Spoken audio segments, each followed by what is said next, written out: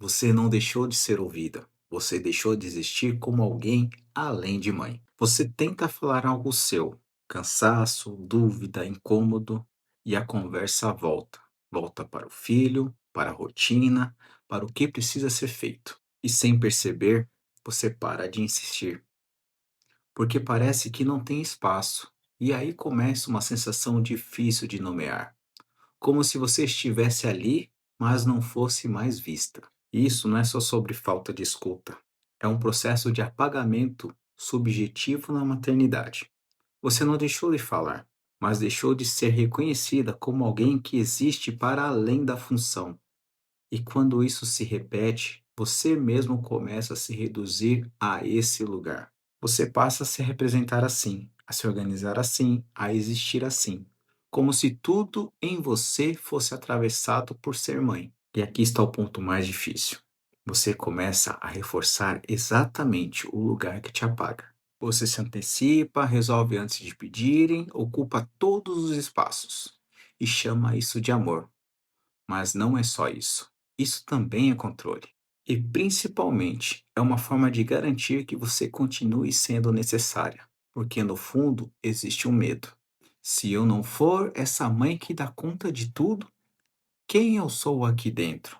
E mais ainda, será que ainda vão precisar de mim? Você não está sendo ignorada por acaso. Você foi sendo reduzida a uma função e começou a se sustentar dentro dela. O problema não é só não te ouvirem, é que você deixou de se colocar como alguém que pode ser ouvida, porque tudo em você virou resposta para o outro e quase nada ficou como uma expressão sua. Na clínica, isso aparece como uma fusão identitária na maternidade, quando não existe mais uma separação clara entre quem você é e o papel que você exerce. E isso tem um custo alto, porque quanto mais você se funde, menos espaço sobra para você existir. A ideia aqui não é tirar tempo para você de forma superficial, é começar a sustentar pequenas rupturas nessa lógica.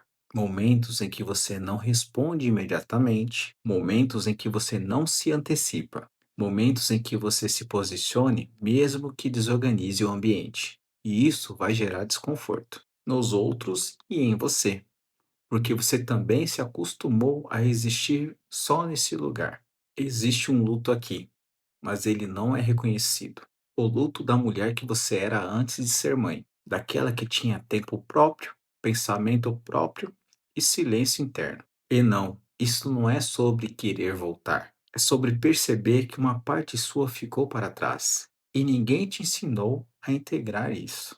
Então você segue, mas com uma sensação constante de perda que você não fala, porque parece errado sentir isso. Você começa a falar menos de você, não porque não tem nada a dizer, mas porque não tem retorno. E aos poucos você internaliza, não vale a pena. E então você guarda e vai se retirando sem perceber.